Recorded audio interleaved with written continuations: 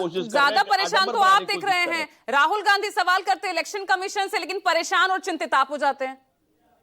इसलिए कि राहुल गांधी चिंता नहीं है ना, राहुल गांधी इस अच्छा, देश में चिंतित नहीं है। राहुल गांधी कह रहे हैं कि लोकतंत्र को बचाना उनकी जिम्मेवारी का हिस्सा नहीं है, ये खुले मन से राहुल गांधी कह रहे हैं। और हम कह रहे हैं कि नहीं, 140 करोड़ आबादी जो यहाँ देश में रहती है, उस सब लोकतंत्र के प्रति, संविधान के प्रति, बाबा साहब के दिए गए कानून के प्रति। और अगर आपको कोई दिक्कत है चुनाव आयोग से, तो आर्टिकल 226 कहता है आप हाई कोर्ट जाइए, आर्टिकल 32 कहता है आप सुप्रीम कोर्ट जाइए, और आर्टिकल 324 चुनाव आयोग को भी कहता है कि आप सारे जो जानकारी अब तो राहुल गांधी ने सीधा अपील कर दी है, भाई अब जेनजी बचाएंगे लोकतंत्र को, जेनजी ही रोकेंगे अब वोट चोरी।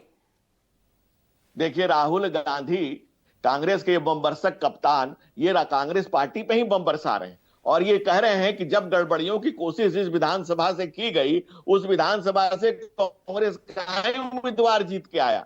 कांग्रेस के पास कुछ है नहीं, कुछ भी नहीं है भाई। अच्छा। 90 चुनाव आप हारे हैं, इसकी हाहाकार आपके पास है, वो समझ में आता है। लेकिन क्या आप लोकतंत्र को डिस्टर्ब करेंगे? और आप खुले मन से कहेंगे कि जेनजी आगे आ जाए और लोकतंत्र को बचाने की जिम्मेवारी मेरी नहीं है? हाँ भाई है, इस देश के युवा वर्ग की जिम्मेवारी है। जिस स्क्रिप्ट पर नेपाल और बांग्लादेश सक्रिय, उस स्क्रिप्ट को आप भारत में पढ़ना चाहते हैं। आप कौन सी एजेंसी, कौन सी बाहर की एजेंसी है, किसके हाथों की कठपुतली कांग्रेस बन गई है, ये चिंता की बात है। हमारे यहाँ तो एक एक वोट का महत्व है। 75 साल लगे हमें वोट जोड़ते जोड़ते जोड़ते यहाँ तक आ रहे में। आज मुल्क की 70 वजह मुल्क आगे बढ़ रहा है, आपके पास कहने के लिए कुछ नहीं है। विकास के पैमाने पर नेपाल की तुलना आप कैसे, नहीं आप क्यों नेपाल, भारत के युवाओं को यहाँ संबोधित राहुल गांधी कर रहे हैं, आप कैसे आप नेपाल का उदाहरण रखकर आप तुलना कर पा रहे हैं भारत की नेपाल से?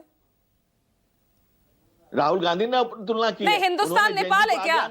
राहुल गांधी ने तो जेनजी को कहा, और वो जेनजी तो एक बहुत ही नॉर्मल एक वर्ड है। जेनजी 15 से 30 साल के युवा, 25 से 30 साल के युवा। के चैनल पे कहा गया कि अभी राहुल गांधी जेनजी तो नहीं, वो तो चीर युवा है। वो तो जब से पैदा हुए तब से लेकर जब तक रहेंगे, तो अपने आप को जेनजी थोड़ी ना कह रहे हैं धनंजय गिरी।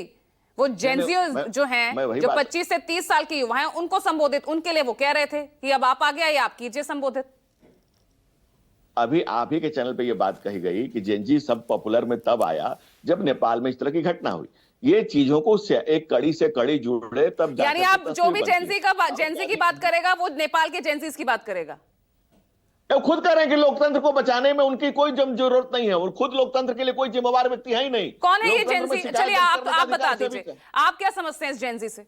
ये जेनजी क्या है? जेनजी का मतलब है सिर्फ नेपाल के जेनजी? नहीं, अभी तो आपने समझा दिया। भारत सबसे युवा देश है दुनिया में, यहाँ के जेनजी क्या है? भारत दुनिया का सबसे पुरातन देश है, और भारत में दुनिया में सबसे ज्यादा युवा है। आज भारत की ही ताकत है कि दुनिया में जो महाशक्तियां हैं, जो हमसे विमुख होती हैं, वो भी हमारे सन्मुख खड़ी हो जाती हैं, आज हमारे सामने वापस खड़ी हो जाती हैं। ये भारत के युवा वर्ग की, भारत के नेतृत्व की, भारत के जो समृद्धि है इसकी, उसकी ताकत है। और अभी आपने ही जब बताया कि 25 से 30 साल की नए पीढ़ी, और इसके बाद जो जनरेशन पूजा जी आ रही है, उसको जेन अल्फा कहते हैं। अच्छा। इतना भी मुझे पता है, मुझे ये सारी जानकारी तो नेपाल कहां से आ गया इस चक्कर में कि नेपाल बनाने की कोशिश कर रहे हैं? क्या आपके नेता बयान दे रहे हैं?